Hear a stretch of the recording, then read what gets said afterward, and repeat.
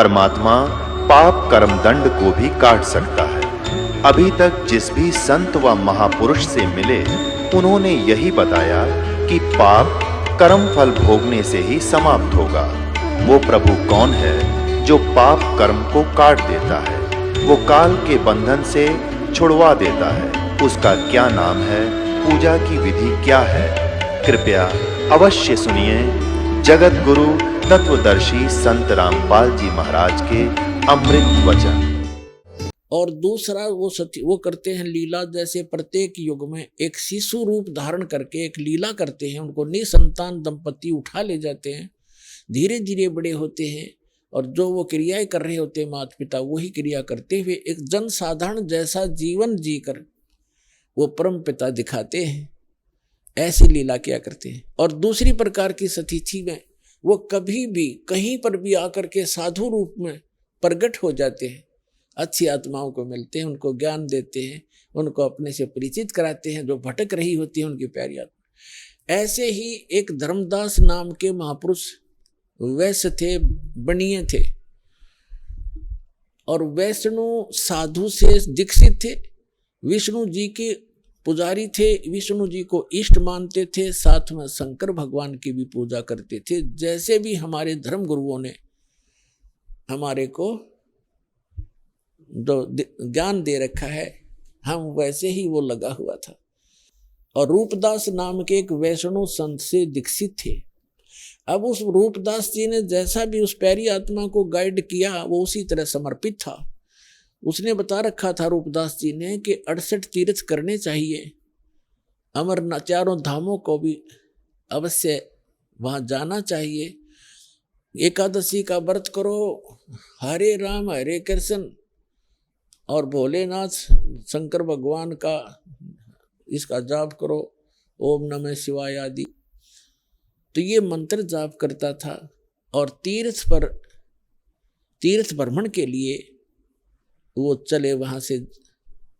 जब भगवान उनको मिले उस समय लगभग 80-82 वर्ष की उम्र थी, 85 वर्ष की उम्र थी धर्मदास जी की। तीर्थ यात्रा पर गए हुए थे मथुरा के तालाब में, जहां भगवान, जैसा कि हमारे धर्म गुरुओं ने बता रखा था कि यहाँ श्री कृष्ण गौ चराया करते थे, इस सरोवर में नहाया करते थे, गौओं को पानी पिलाया करते थे। तो उस श्रद्धा से सभी वहां उस तीर्थ पर जाते हैं और फिर गिरिराज के चक्कर लगाते हैं। अपने आत्माओं, ये भोली आत्मा ये तो कहती हैं कि रामपाल तो हमारे देवी देवताओं को, धार्मिक तीर्थों को जो है अच्छे नहीं बताता। अब विचार करो, जिस गिरिराज यानी गोवर्धन पर्वत की आप महिमा गाते सुनाते हो, उसकी लीला क्या है। जैसे धर्मदास जी को परमात्मा मिले, फिर उनसे पूछा कि आप, ये लंबी वार्ता है, समय थोड़ा है, लेकिन आज जो दास बताना चाहता है कि तीर्थों पर और इन ऐसे यादगार स्थानों पर जाने से जीव का मोक्ष नहीं है और केवल पाप ही होते हैं, पुण्य नहीं। क्योंकि पुण्य तो इसलिए नहीं कि शास्त्र, वो श्रीमद् भगवद गीता में वर्णन नहीं उसका, और जो शास्त्र में वर्णित साधना नहीं है, वो अध्याय नंबर 16 के गीता के मंत्र 23 में स्पष्ट ही कर दिया है कि शास्त्र विधि को त्याग कर जो मनमाना आचरण करते हैं उनको कोई लाभ नहीं होता, ना सुख होता, ना गति होती और ना उनको कोई सिद्धि प्राप्त होती, यूजलेस। तो धर्मदास जी को परमात्मा एक जिंदा महात्मा के रूप में मिले। पहले तो उनकी वो गीता का पाठ कर रहे थे भगवान, पहले तो तालाब में नहाए, फिर विष्णु जी की एक मूर्ति शालिग्राम था, उसको नहाया धोया, नए कपड़े पहनाए, पुराने कपड़े धोकर सुखा दिए भगवान के, फिर धूप दीप दे करके उसको जो ऐसे धूप धाप दे कर लग गया गीता का पाठ करने। परमात्मा निकट से बैठ के 20-30 फुट की दूरी, 50 फुट की दूरी पे, और ध्यान से सुन रहे हैं, जैसे बहुत अच्छा लग रहा है। धर्मदास जी ने भी उस दिन एक अध्याय करा करता पाठ, तो उस दिन 4-5 मोटे मोटे से 4-5 अध्याय सुना दिए। ये जान करके ये सामने बैठा एक मुसलमान हमारे धार्मिक ग्रंथ ज्ञान से कितना प्रभावित है, जब सारा कुछ सुना लिया, जो भगवान निकट आकर बैठ गए और कहा, हे महात्मा जी, मैं भटकी हुई आत्मा हूँ। देखो पुण्यात्माओं, हमारे पिता ने हमारे तक पहुंचने के लिए कितना कैसे छल छिद्र करने पड़ते हैं, क्योंकि काल ने हमारी इतनी बुद्धि खराब कर दी इस गलत ज्ञान से, और यह झूठे सुख में इतने रंग दिए। ब्रह्मा विष्णु महेश को इष्ट मानकर हमारी पूजा में, इनकी पूजा में दृढ़ कर दिए। तो अपने आप को एक दास कहते हैं, अज्ञानी कहते हैं, और उस जीवात्मा को विद्वान कहते हैं, महापुरुष कहते हैं और महाराज कहते हैं, क्योंकि वो वैष्णव परंपरा से दीक्षित हो गया था और चौथे आश्रम में चल रहा था, संन्यास ले चुका था लगभग। यानी संन्यास का मतलब भगवान की भक्ति में ही ज्यादा रहता था। तो उसको कहते हैं भगवान के, हे महाराज जी, मुझे कुछ ज्ञान सुना, आपका बहुत अच्छा ज्ञान लग रहा था मुझे, लेकिन मैं समझ नहीं पा रहा था। तो फिर लगा धर्मदास जी ने बताया कि 68 तीर्थ करने चाहिए, राम कृष्ण का जाप करना चाहिए, ओम नमः शिवाय का जाप, यानी भगवान शिव की भक्ति करनी चाहिए। तो भगवान ने कहा कि मुझे आप अपना दीक्षा दे दो, मुझे, मैं कुछ भक्ति कर लूँ। तो धर्मदास जी ने कहा कि मैं दीक्षा देने का अधिकारी नहीं हूँ, और ऐसे कोई दीक्षा देने से कोई लाभ नहीं होता। मैं आपको अपने गुरुजी रूपदास जी से मिला दूंगा, आप उनसे दीक्षा ले लेना। और बगैर किसी आज्ञा से, अधिकारी से, ना दीक्षा लेने वाले को लाभ, देने वाले को पाप गणा। मैं नहीं कर सकता ऐसी गलती। तो तब तक परमात्मा ने कहा कि मेरी कुछ शंकाओं का समाधान कर दो, ताकि मैं आपके गुरुजी के पास जाकर दीक्षित हो सकूं। तब परमात्मा ने ये क्या बताने लगा धर्मदास के, हम कोई जीव हिंसा नहीं करते, हम तो वैष्णव साधु हैं, हम मांस वास नहीं खाते। तब परमात्मा ने कहा कि देखो, आप यहाँ क्या क्रिया की आपने, कि गिरिराज का एक पूरा चक्कर लगाया मैंने, इस गोवर्धन का चक्कर लगाया है, और आज यहाँ रुका हूँ, और इस भगवान के ये धाम है, ये तीर्थ है मथुरा का, इसमें स्नान किया है। इसमें स्नान करने से बड़ा पुण्य होता है, बड़े इसमें लाभ होता है, मोक्ष होता है, और गिरिराज का जो चक्कर लगाने से जीव का कल्याण होता है। परमात्मा बोले कि आप गीता को सत्य मानते हैं? हाँ जी मानता हूँ। आप नाम क्या जपते हो? हरे राम हरे कृष्ण कृष्ण कृष्ण हरे हरे, राधे राधे श्याम मिला दे। क्या ये मंत्र गीता जी में है? कि नहीं, जो गुरु मंत्र दे दे उसी से लाभ होगा।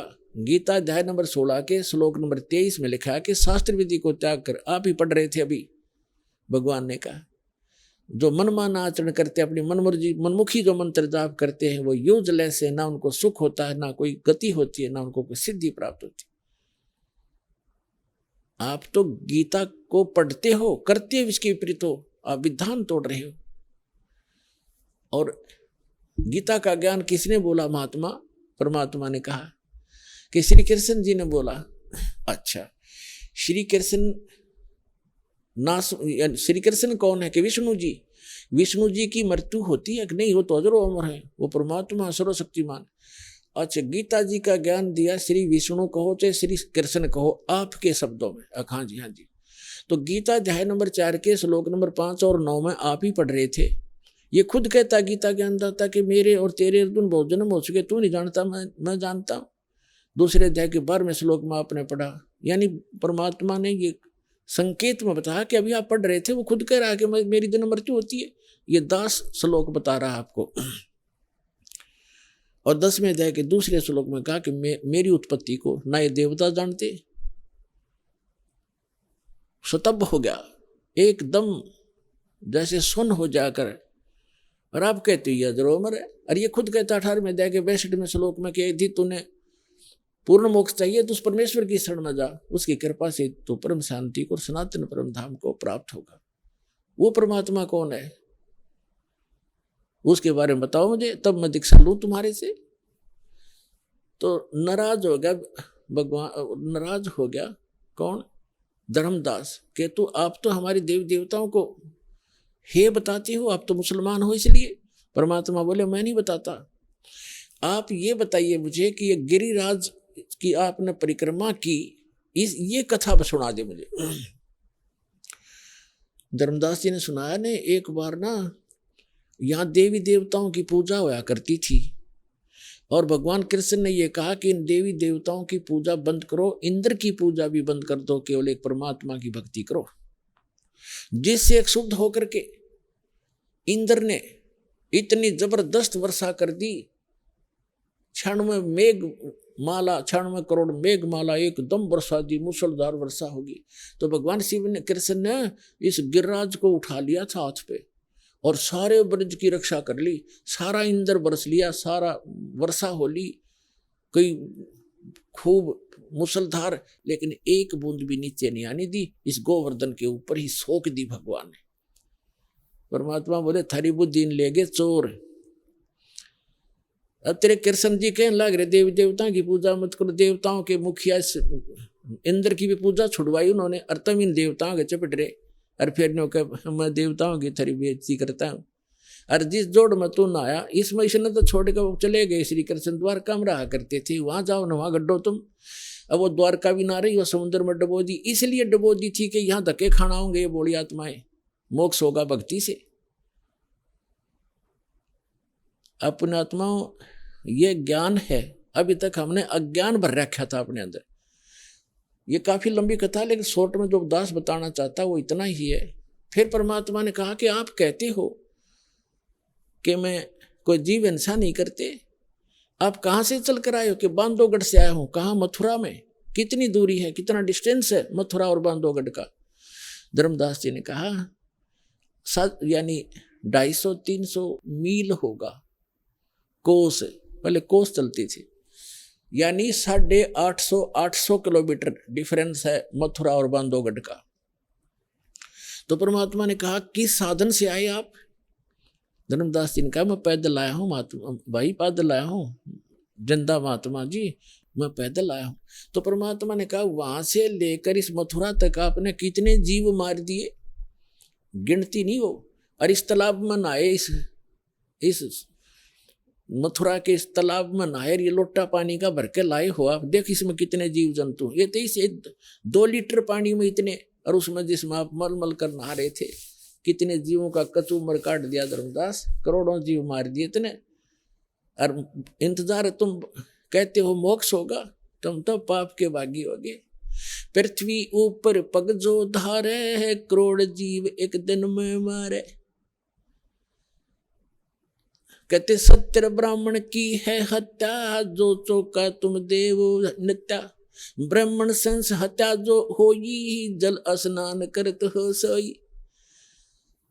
अब जैसे आपके शास्त्रों में कहा है कि ब्रह्म हत्या का पाप बहुत भारी होता है, तो जीव हिंसा ब्रह्म, और जैसे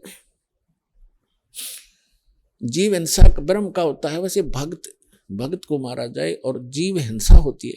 तो कहते एक जो तुम ये खाना बनाने से पहले मिट्टी और गोबर से वो स्थान लिपा जाता था, और कहते हैं आपने जो ये चौका लिपा है जहां रोटी बनानी थी, इतने पोर्शन में 1000 करोड़ जीव मार दिए। कहते हैं कि पृथ्वी ऊपर पग जो धारे, करोड़ जीव एक दिन में मारे। जैसे आप सारा दिन घूमते फिरते हो, एक दिन में आप करोड़ों जीवों को नाश मार डालते हो। और कहते जो चौका ब्राह्मण सत्य ब्राह्मण की है हत्या, जो चौका तुम देवो नित्या। जो नित्य तुम लिपा पोती करते हो, इसमें सत्य ब्राह्मण जैसी जीव हिंसा हो जाती है। और ब्राह्मण सेंस हत्या जो होई, जल स्नान करत हो सोई। इस तालाब में नहाते हो ना, इसमें इतने जीव मर जाते हैं, 1000 ब्रह्म हत्या का पाप तुम्हें लगता है। हरी भांति पृथ्वी के रंगा, अंत कोट जीव उड़े पतंगा। खान पान में दमन प्राणी, कैसे पाओ मोक्ष निशानी। तुम खाते हो पीते हो, इसमें भी जीव मरते हैं। आटा गूंदते हो, इसमें भी मरते हो। पोछा लगाते हो, इसमें भी मरते हैं। और तुम कहता है हम जीव हिंसा नहीं करते। अपनात्मा आपके मन में ये बात आएगी कि कहने का भाव ये है दास का कि उस तीर्थ पर जाने और आने में आपने जो पाप जीव मारे वो तो आपके बैड अकाउंट में, और पुण्य एक भी को नहीं, क्योंकि वो सदग्रंथों के विपरीत साधना है, शास्त्र विधि को त्याग कर वो मनमाना आचरण है। तो यहां आपके मन में ये शंका आवेगी। अच्छा, एक तो ये कंसेप्ट आज का जो सत्संग है ये कंसेप्ट चल रहा है कि तीर्थ क्या है, ये अमरधाम वैष्णो देवी आदि कैसे बने, ये क्लियर हो गया। एक दूसरा ये था कि भगवान के दर्शन से नहीं मंत्र से मोक्ष होगा। जैसे भगवान, जैसे आप श्री कृष्ण जी, श्री विष्णु जी और श्री भगवान शंकर जी को भगवान मानते हो, जैसे पार्वती से ज्यादा दर्शन शिव के कोई नहीं कर सकता। वह तो उसकी धर्मपत्नी थी, अर्धांगिनी थी, सबसे ज्यादा दर्शन वो एक कराया करती, लेकिन मोक्ष नहीं था। उस मंत्र से मोक्ष हुआ। भगवान खुद वो परम अक्षर ब्रह्म 120 वर्ष तक हमारी भारतवर्ष की पृथ्वी पर काशी के अंदर रहकर चले गए, और करोड़ों व्यक्तियों ने दर्शन करे, लाखों ने। मोक्ष नहीं हुआ क्योंकि उनको वो मंत्र प्राप्त नहीं हुआ, उस योग्य वो हुए नहीं कि जिससे वो मंत्र प्राप्त कर लेते, जिससे मोक्ष होना था। तो वो मंत्र और वो समय अब आ गया पुण्यात्माओं। अब ये वो कलयुग का धन्य है आपके माता पिता जिनसे आपका जन्म हुआ, ऐसे समय में जो परमात्मा ने पूर्व निर्धारित किया हुआ था। अब वो समय आ गया है, वो कंप्लीट कोर्स आपको प्राप्त होगा और इस मंत्र से मोक्ष होगा जो आज दास के पास उपलब्ध है। इसको प्राप्त करो और अपना कल्याण कराओ।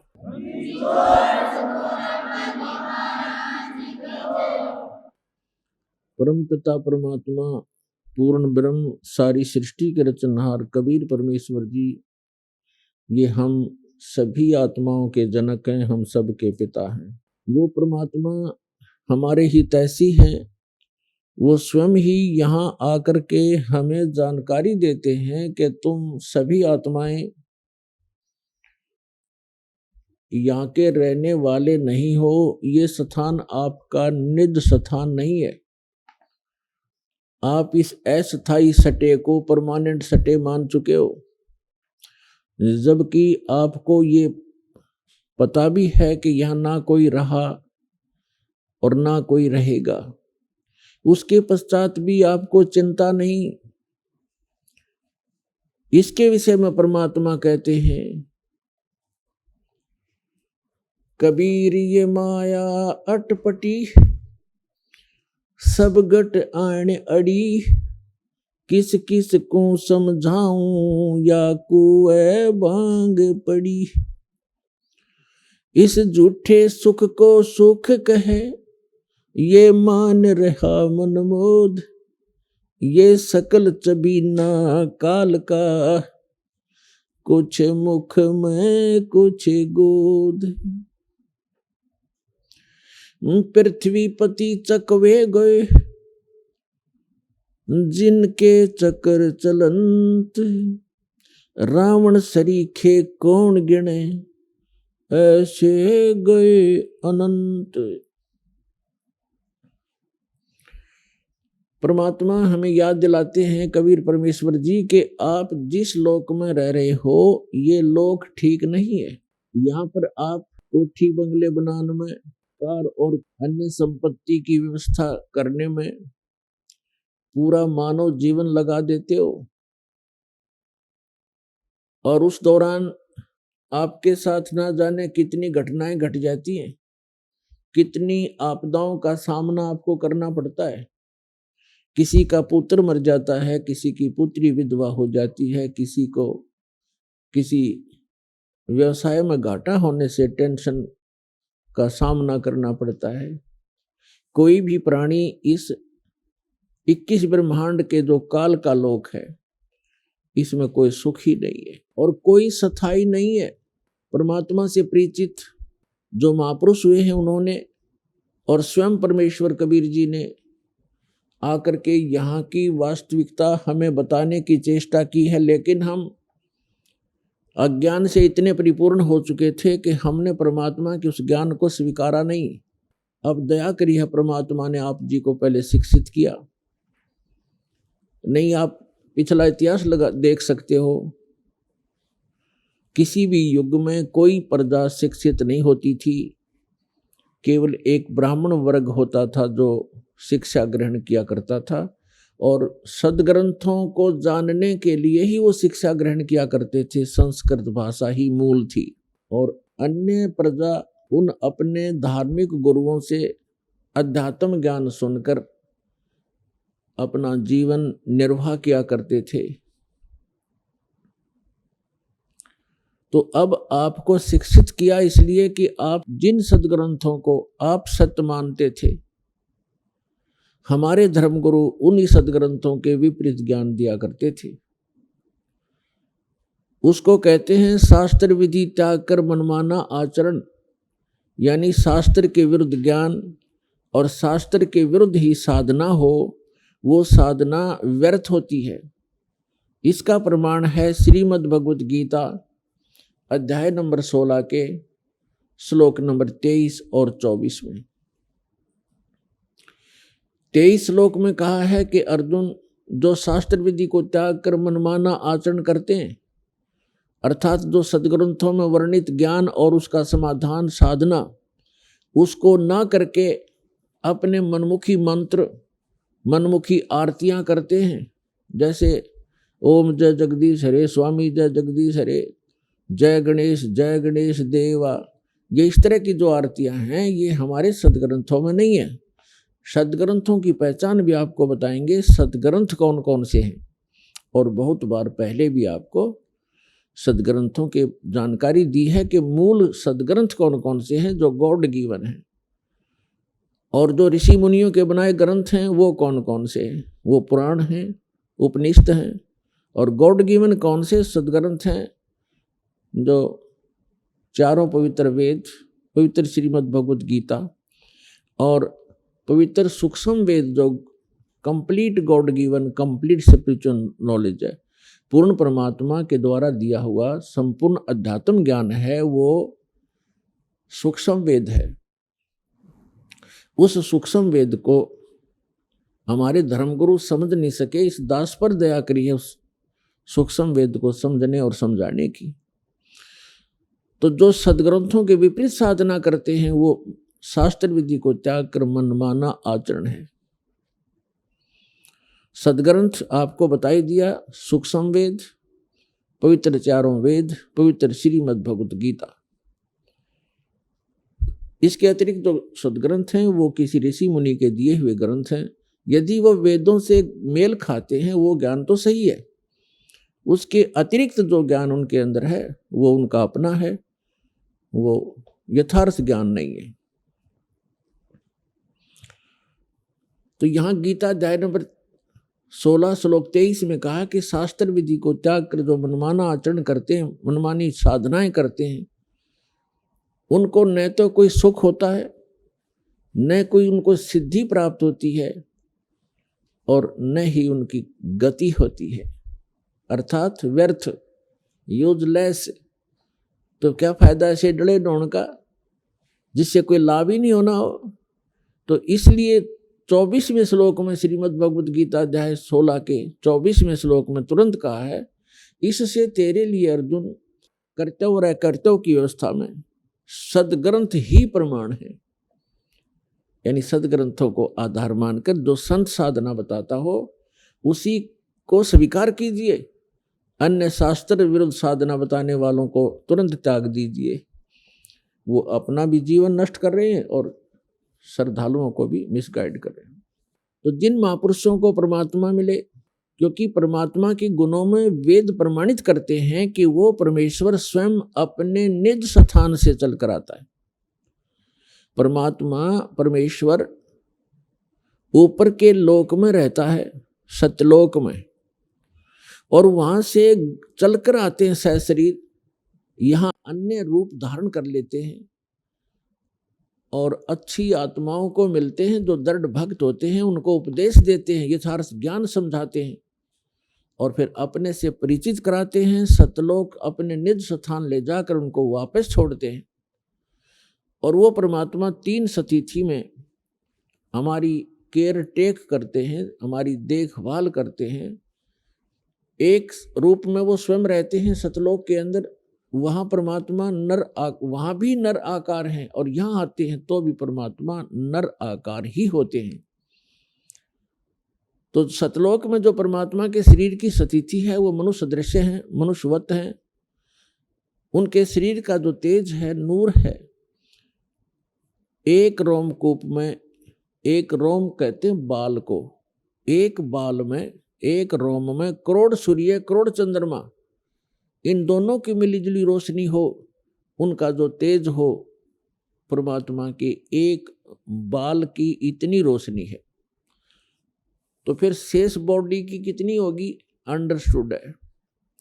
ये तो वहां परमात्मा एक रूप में ऐसे रोल करते हैं, ओवरऑल कंट्रोलर और ओवरऑल क्रिएटर के रूप में वहां विराजमान है। वो परमात्मा जो बनारस में, काशी में धानक रूप में, जुल्हा रूप में यहाँ रहे थे अभी कलयुग में, सन 1398 से और सन 1518 तक 120 वर्ष रहे थे।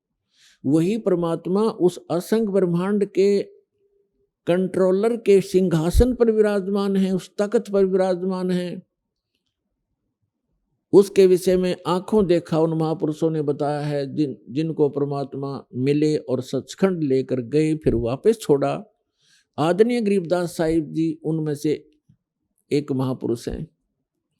उन्होंने कहा कि अनंत कोट ब्रह्मांड का एक रति नहीं भार, और सतगुरु पुरुष कबीर हैं ये कुल के सर्जनहार।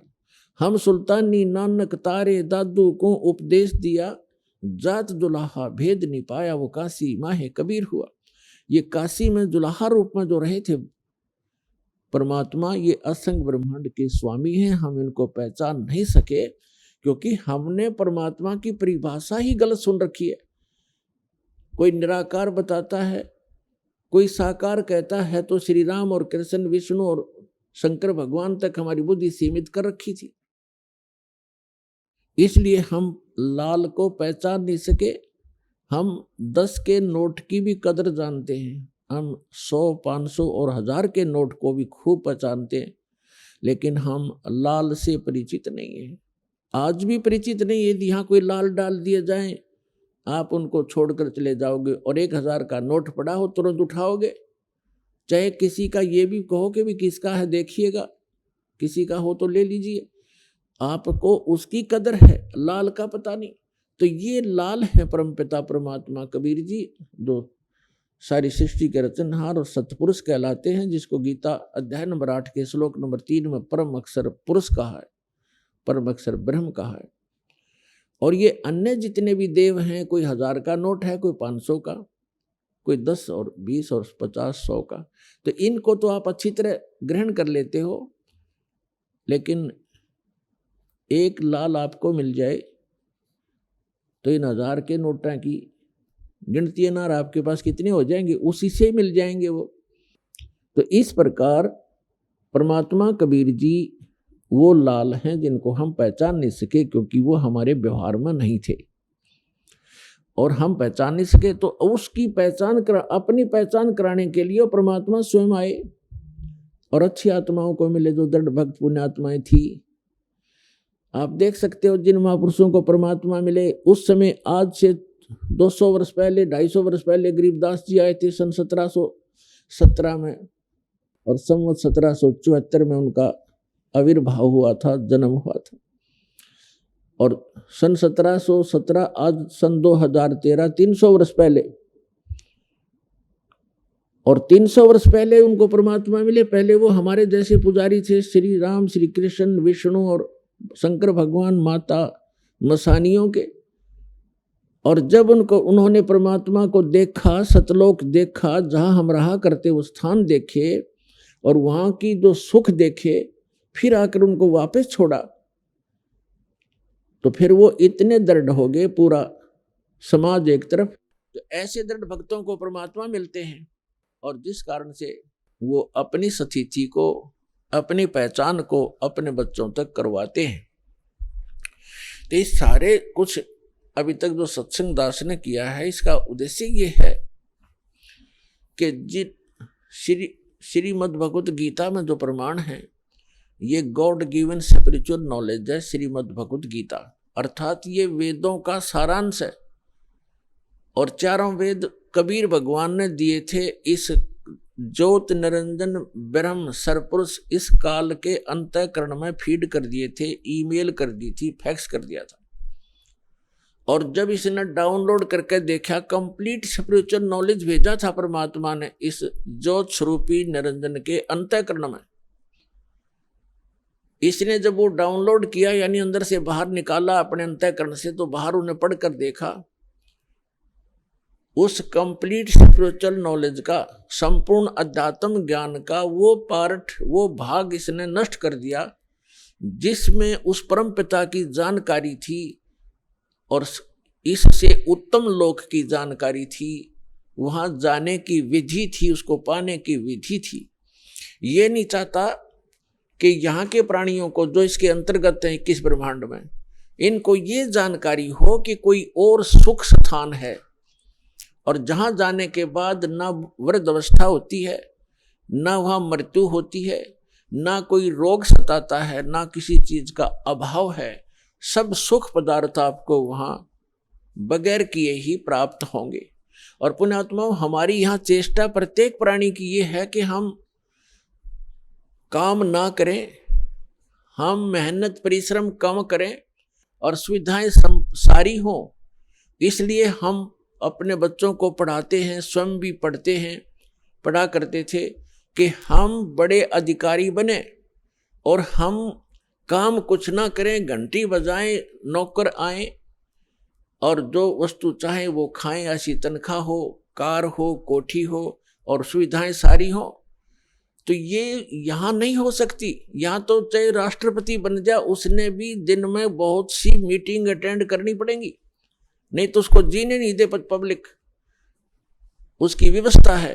तो इसी प्रकार सतलोक में जाने के बाद वो सुख होगा जिसकी हम खोज यहाँ कर रहे हैं। वृद्धावस्था वहां नहीं है, वहां केवल युवा शरीर रहेगा।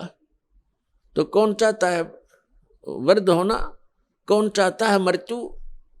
लेकिन यहाँ इसका कोई विकल्प नहीं है, यहाँ तो ये कंपलसरी है, ये तो होगा ही होगा। तो इससे बचने के लिए एक साधना है, साधन है, जो परमात्मा ने स्वयं आकर आप बताई और अपनी प्यारी आत्मा उन परमहंस संतों को सतलोक दिखाया और वापस छोड़ा और उनको दृढ़ कराया। तो यहाँ पर जितने भी प्राणी हैं सबकी मृत्यु होती है और हम आजीवन जो संग्रह करते हैं वो हमारे साथ नहीं चलता। हम जिन बच्चों के लिए कोठियां बनाते हैं, धन जोड़ते हैं कि हमारे बच्चे हमारी मृत्यु के बाद वो सुखी होंगे, और वो बच्चे हमारे सामने ही मर जाते हैं। ऐसे बहुत से प्रमाण, ये दुखदायी घटनाएं हम समाचार पत्रों में भी सुनते हैं, टीवी पर भी देखते हैं।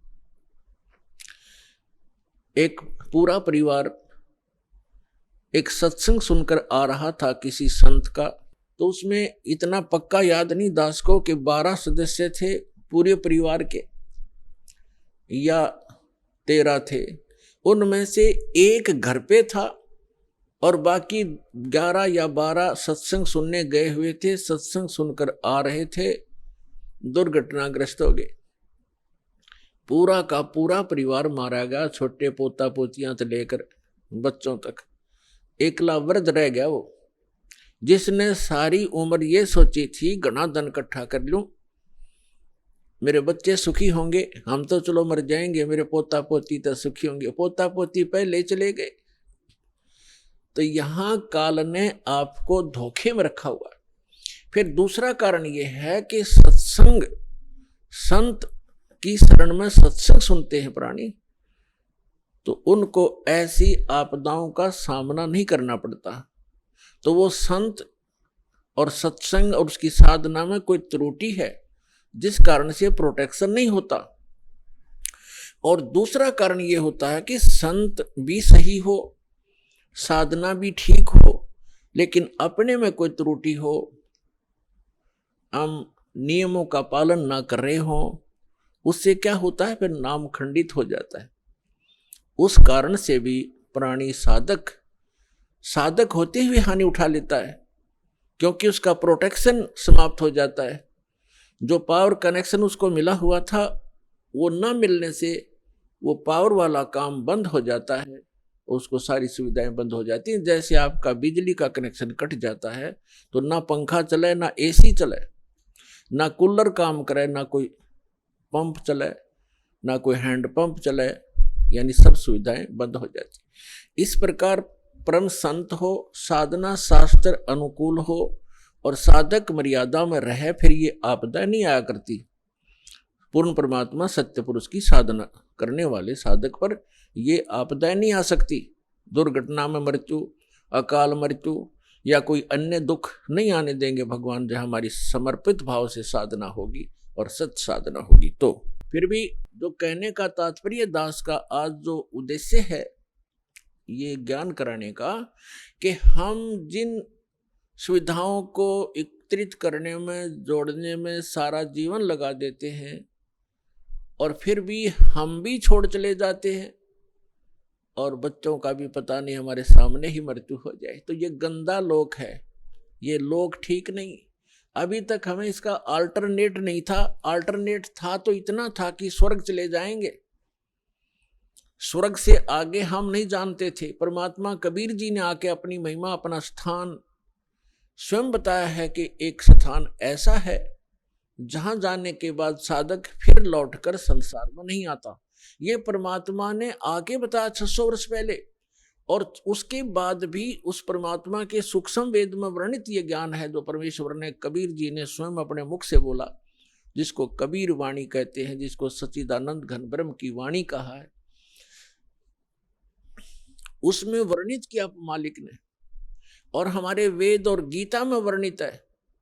हम नहीं समझ सके क्योंकि हमारे टीचर अल्पज्ञ थे, हमारे धर्मगुरु अल्पज्ञ थे, उनको सदग्रंथों का ज्ञान कति नहीं था। तो उस परमात्मा ने आके स्वयं बताना पड़ा वही ज्ञान,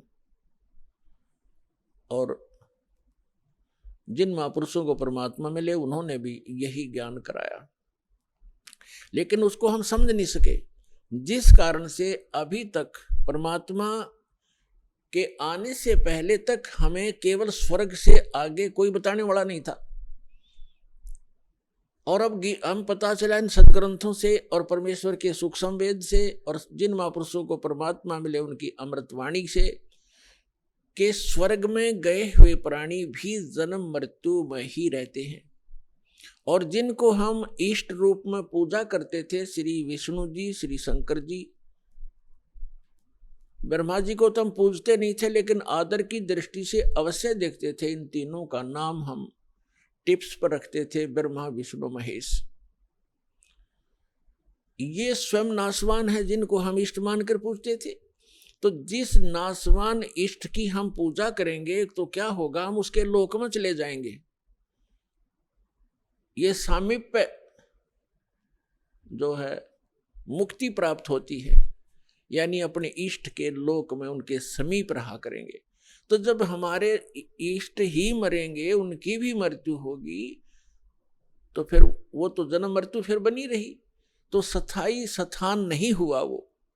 तो जो आज प्रसंग है कि जिस लोक में हम रह रहे हैं ये लोक अच्छा नहीं है, और हमें केवल स्वर्ग तक का ही ज्ञान हमारे धर्म गुरुओं ने कराया। परमेश्वर ने आकर अपनी अमृतवाणी में ये ज्ञान दिया कि एक और लोक है जहां आप सदा सुखी रहोगे, आपका जरा मरण नहीं होगा। जरा माने वृद्धावस्था, मरण माने मृत्यु। लेकिन वो ज्ञान हमारे गले उतरा नहीं, क्योंकि हम अपने धर्म गुरुओं पर, विशेषकर हिंदू धर्म के में जन्मे हम प्राणी, अपने धर्म गुरुओं पर पूर्ण विश्वास किया करते थे कि ये संस्कृत के मास्टर हैं और सभी सदग्रंथ संस्कृत भाषा में लिपिबद्ध हैं। हमारे को कभी अविश्वास नहीं हुआ, इसलिए हमने परमात्मा के दिए हुए उस ज्ञान पर कभी ध्यान नहीं दिया।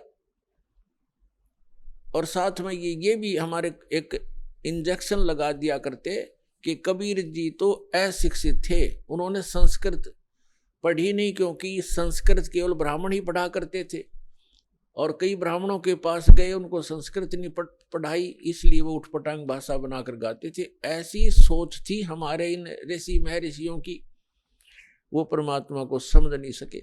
और उस परमेश्वर की वाणी में ये पहले लिपिबद्ध था, जो हमारे सदग्रंथ भी बताते हैं। क्योंकि परमात्मा ने जो ज्ञान दिया वो अपने द्वारा रची हुई सृष्टि का और सारे विधान स्वयं बनाया हुआ था, वो अपनी सिंपल लैंग्वेज में बोल दिया। अब जो प्रसंग चल रहा है कि उस परमात्मा ने भी बताया था कि एक सतलोक है, जहां जाने के बाद जहां जन्म मृत्यु नहीं होती, जहां वृद्धावस्था नहीं है, वहां किसी चीज का अभाव नहीं है, वहां सब सदाबहार वृक्ष है, सदाबहार सब मेवा है और दूधों की नदियां बहती हैं। वहां पर अमृत के सरोवर भरे हुए हैं, मीठे जल के समुद्र भरे हुए, हीरे पन्ने ज्वारातों के वहां पहाड़ हैं, जो यहाँ पर मिट्टी और पत्थर के पहाड़ हैं, झरने बहते हैं, वहां वर्षा होती है, बगैर बादल के फुहार चल पड़ती है, सुंदर शरीर है आपका, कभी वृद्ध अवस्था नहीं होती, मृत्यु नहीं होती, वहां आपका परिवार होगा। जैसे धीरे धीरे यहाँ एक, पहले हम अकेले थे, विवाह हुआ जब 2 हो गए, बच्चे हुए जब 5-4 और हो गए, और फिर धीरे धीरे पोते पर पोते हो गए, तो हमारा कितना अच्छा परिवार, और कैसा दिल लग रहा है। और 1 मिनट में ना जाने पोता मर जा, पोती मर जा, बेटा मर जा, बेटी मर जा, स्वयं की टिकट कट जा, तो खा का ये स्थान, तो वो स्थान है जहां पर हम कभी मरेंगे नहीं, हमारा परिवार होगा, सारी सुविधाएं होंगी, मनोमयी विमान होंगे आपके। यहाँ तो एक साइकिल नहीं जुड़ता सारा दिन, और वहां पर ऐसा सुविधा है कि आप चाहोगे आपके सामने विमान खड़ा होगा, और जहाँ जाओगे बैठ के परिवार, कहीं बहुत बड़े बड़े पार्क हैं, बड़े सुंदर स्थान हैं, तो वो स्थान है जो भगवान ने स्वयं आकर बताया। और इसी का परम समर्थन हमारे सदग्रंथों ने दिया। जैसे गीता ज्ञानदाता ये सरपुरुष है, श्रीमद् भगवत गीता अध्याय नंबर 15 के श्लोक नंबर 16 और 17 में 3 पुरुष हैं। पुरुष माने प्रभु, स्वामी, मालिक, ब्रह्म कहो, पुरुष कहो, भगवान कहो, राम कहो, साहिब कहो, ये 3 पुरुष बताए। एक सरपुरुष, एक अक्षर पुरुष। और 15वें अध्याय के, गीता के 15वें अध्याय के 17वें श्लोक में सरपुरुष और अक्षर पुरुष से कोई और बताया जो श्रेष्ठ भगवान है, पुरुषोत्तम है, उत्तम पुरुष है तू अन्य परमात्मा इति उदाहरते। जिसको परमात्मा कहा जाता है वास्तव में वो पुरुष तो इन दोनों से, सरपुरुष और अक्षर पुरुष से कोई अन्य है, और वही तीनों लोकों में प्रवेश करके सबका धारण पोषण करता है। ये 3 पुरुष है, 3 प्रभु हैं। सरपुरुष इसको ब्रह्म बोलते हैं, हमारे ऋषि मुनि इसको ब्रह्म कहा करते हैं, और संतों ने इसको सरपुरुष, सरब्रह्म, ज्योत निरंजन, काल की संज्ञा दी है परमेश्वर कबीर जी ने, और उन्हीं से परिचित महापुरुषों ने भी यही उनको बताया। तो दूसरा अक्षर पुरुष है, इसको दूसरे शब्दों में परब्रह्म भी कहते हैं, अक्षर ब्रह्म भी कहते हैं। जो सरपुरुष है जिसको ब्रह्म कहते हैं, जो काल है, वो केवल 21 ब्रह्मांड का प्रभु है, स्वामी है, मालिक है, राम है, खुदा है, अल्लाह है, साहिब है।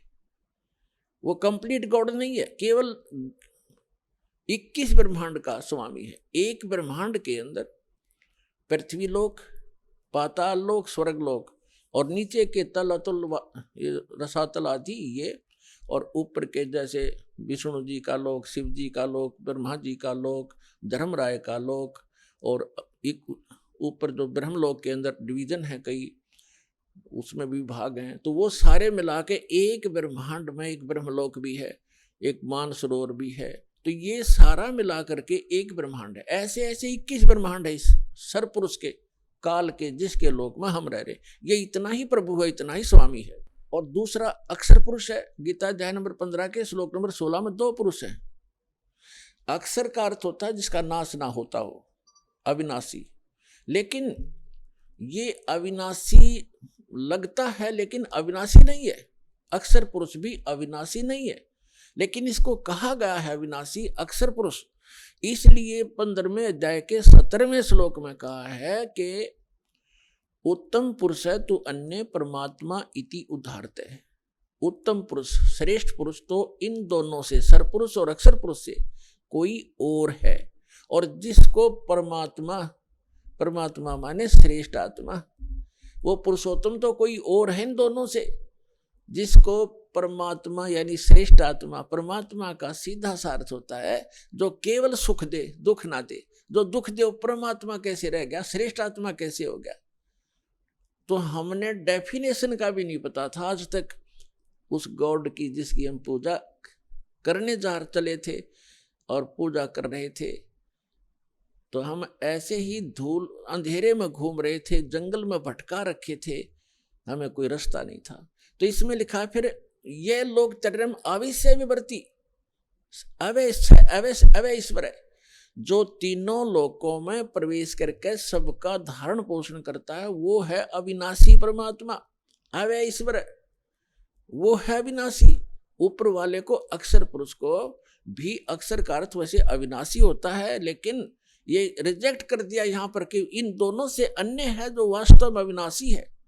अब इस सारी डिटेल को समझाएंगे आज के सत्संग में। पहले जो प्रसंग चल रहा था कि वो परमात्मा ही आकर स्वयं ज्ञान देता है, और उसने आकर के हमें बताया कि इससे हटकर कोई और स्थान है जहां आप पहले रहा करते थे, और अपनी गलती के कारण आप बालकपन करके आप यहाँ आ गए, गंदे लोक में फंस गए।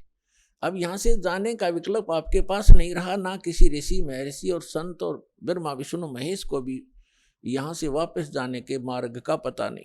उसके लिए परमात्मा स्वयं आते। जो प्रसंग चल रहा था कि परमात्मा तीन, अब जो ये प्रसंग चल रहा है इसको थोड़ा सा यहाँ करते हैं। तो परमात्मा तीन स्थिति में बताया आपको कि जो सतलोक में रहता है, जहाँ हम रहते थे, वहाँ करोड़ सूर्य करोड़ चंद्रमा मिला दे उनका ऐसा एक रोम का प्रकाश है। फिर परमात्मा अन्य हल्का तेज पुंज का रूप बनाकर कभी भी आकर प्रकट हो जाते हैं एक संत साधु की, महात्मा की वेशभूषा में।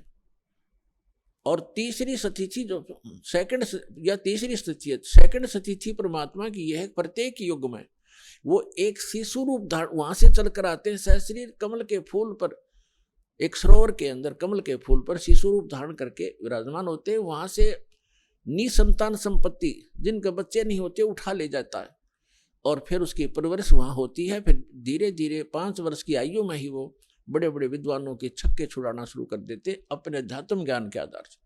अब हम फिर आते हैं उसी प्रसंग पर। हम फिर आते हैं गीता अध्याय नंबर 15 के श्लोक नंबर 16 और 17 पे, क्योंकि प्रसंग चला है कि एक परमात्मा ने भी आकर बताया और इन सदग्रंथों में भी प्रमाण है कि कोई ऐसा स्थान है जहां जाने के बाद साधक फिर लौटकर संसार में कभी नहीं आते, वह स्थायी स्थान पाते हैं। और जब तक हम इस काल के लोक में हैं, कितनी साधना कर लें, उस सत्य पुरुष के बताए उस सत्य ज्ञान के आधार से जब तक सत्य साधना नहीं करेंगे तो हमारी जन्म मृत्यु सदा बनी रहेगी। उसके लिए परमात्मा से परिचित संत आदरणीय गरीबदास साहिब जी कहते हैं कि आग गए ना बावड़े रहते भी सब जाही, बिन साहेब की बंदगी कहीं ठोर ठिकाना नहीं। कहते हैं कि आगे चले गए, वो तो वापस आए नहीं आपको कुछ बतावें कि हमारे साथ क्या बना, और जो शेष बचे हैं वो भी चले जाएंगे। यहाँ किसी उस सत्य साधना, वो पूर्ण परमात्मा की भक्ति के बिना कहीं ठोर ठिकाना नहीं। जैसे आज आप चाहे प्रधानमंत्री बने हो किसी देश के, और मृत्यु होगी, कोई पुण्य किया है उसके आधार से आप स्वर्ग जाओगे इस जीवन में, तो स्वर्ग के अंदर अपनी पूंजी को समाप्त होते ही आपकी ऐसी मृत्यु होगी जैसे यहाँ हो गई।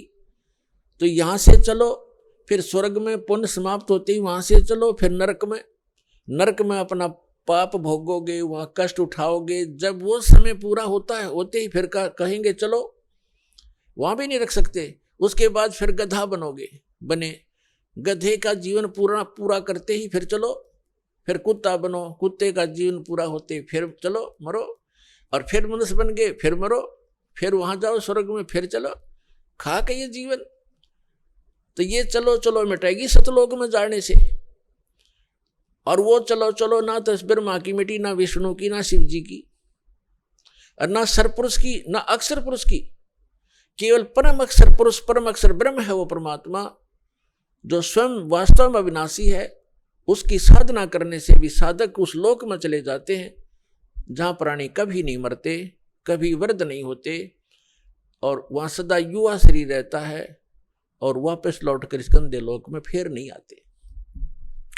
श्रीमद् भगवत गीता अध्याय नंबर 2 के श्लोक नंबर 12 में, अध्याय नंबर 4 के श्लोक नंबर 5 और 9 में, गीता अध्याय नंबर 10 के श्लोक नंबर 2 में ये गीता ज्ञानदाता अर्थात सरपुरुष कह रहा है।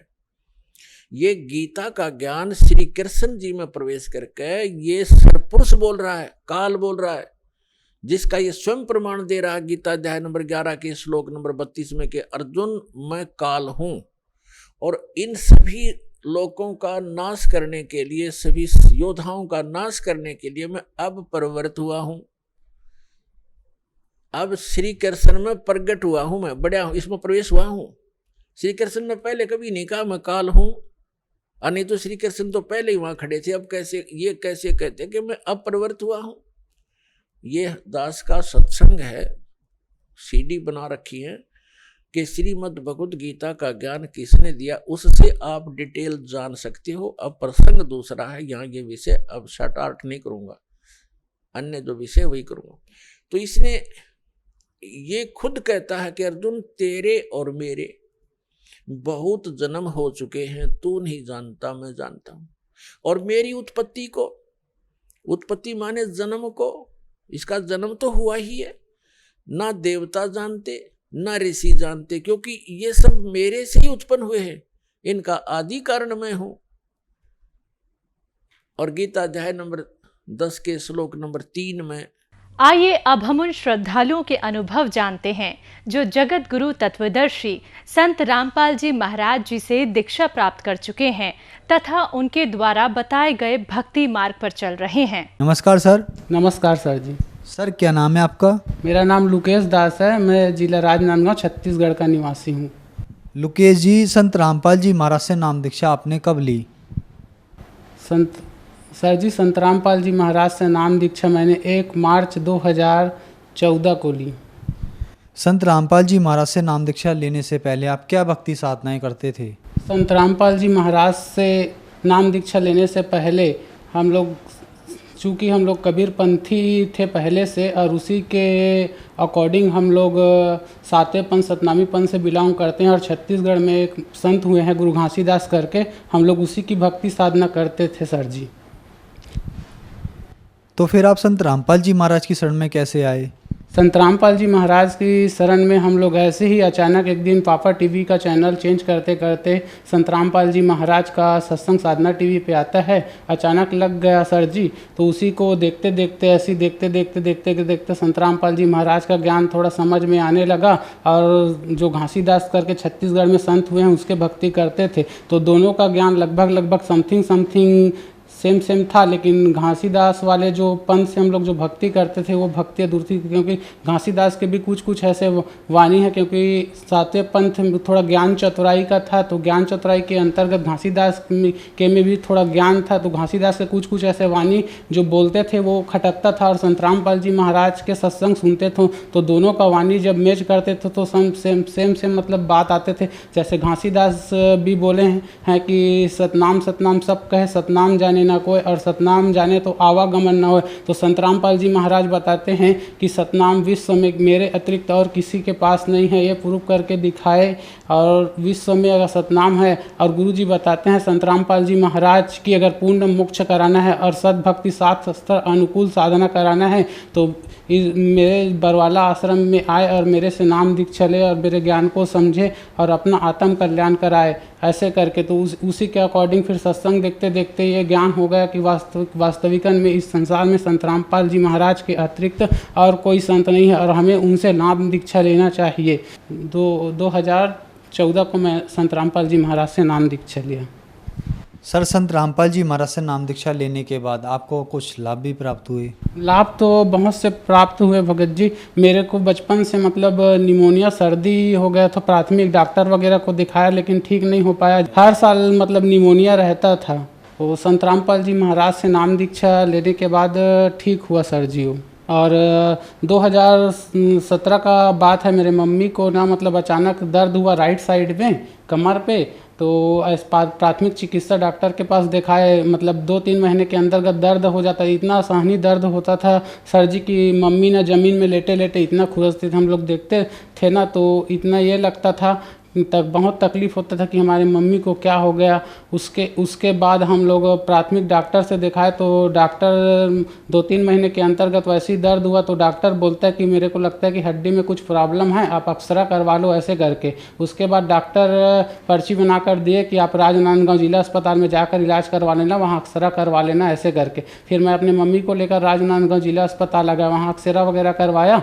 उसके बाद एक्सरा का रिपोर्ट में भिलाई में दिखाया हड्डी रोग विशेषज्ञ को, तो वो बोले कि हड्डी में कोई प्रॉब्लम नहीं है, आप सोनोग्राफी करवा लो ऐसे करके। सोनोग्राफी करवाया सर जी तो उसमें मम्मी का रिपोर्ट आया कि बच्चेदानी में 6 mm का मांस का जो टुकड़ा है वो ना चिपक गया है, तो उसको मतलब ऑपरेशन करके निकालना पड़ेगा बच्चादानी को ऐसे करके। और वो हो सकता है उसमें कैंसर का भी शिकायत हो जाए ऐसे करके, 40,000 रुपये ऐसे लगेंगे ऐसे करके ऑपरेशन में बताए थे।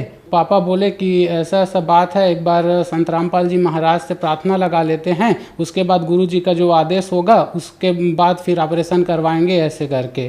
तो पापा संत रामपाल जी महाराज से अरदास लगाए। उसके बाद गुरु जी का संत रामपाल जी महाराज का आदेश हुआ कि बेटा आप परमात्मा ऊपर विश्वास रखो और अपनी भक्ति करते रहो, आपको एक दिन परमात्मा ऊपर विश्वास रखो। उसके बाद भगत जी गुरु जी का आदेश जैसे हुआ ना, हम लोग मेरी मम्मी को मैं डिस्चार्ज करा दिया और संत रामपाल जी महाराज का भक्ति करने लगा। आज लगभग ये 17 का बात है भगत जी, 17 और आज 21 मतलब 4 साल हो गए मम्मी को मतलब किसी प्रकार का मतलब अब उस दिन से ना भगत जी किसी भी प्रकार का मतलब दुख नहीं हुआ मम्मी को। मेरा ये रिपोर्ट है, सोनोग्राफी करवाया था इसमें भिलाई सुपेला से। तो इसमें ना मतलब डॉक्टर इसका रिपोर्ट में आया है कि मांस का टुकड़ा बच्चेदानी में 6 mm का जम गया है, 6 mm का। यहाँ रिपोर्ट ये है, रिपोर्ट है, इसमें जम गया ऐसे करके। तो डॉक्टर बोले कि बच्चादानी का ऑपरेशन करके निकालना पड़ेगा, 40,000 रुपये लगेगा ऐसे करके। हम मेरा मम्मी को डिस्चार्ज कराया वहाँ से और संत रामपाल जी महाराज की बताए हुए भक्ति साधना करते रहें। उसके बाद मेरा मम्मी का जो स्वास्थ्य खराब था, जो तकलीफ़ थी, वो ना संत रामपाल जी महाराज की दया से ठीक हो गया। मेरे पापा को भी बवासीर का बीमारी था, जो संत रामपाल जी महाराज से उपदेश लेने के बाद अब पूर्ण रूप से ख़त्म हो गया है, वो भी जड़ से ख़त्म हो गया है, 3 साल से था।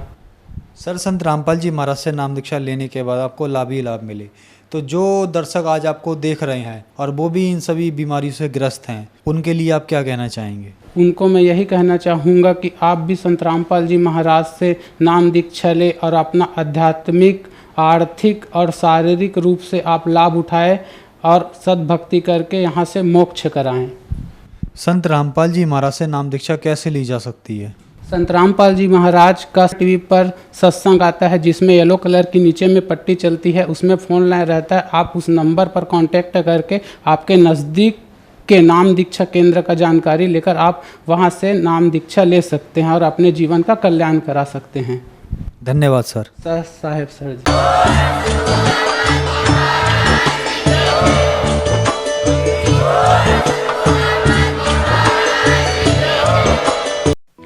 आप सुन रहे थे जगत गुरु तत्वदर्शी संत रामपाल जी महाराज के मंगल प्रवचन। अधिक जानकारी के लिए संपर्क करें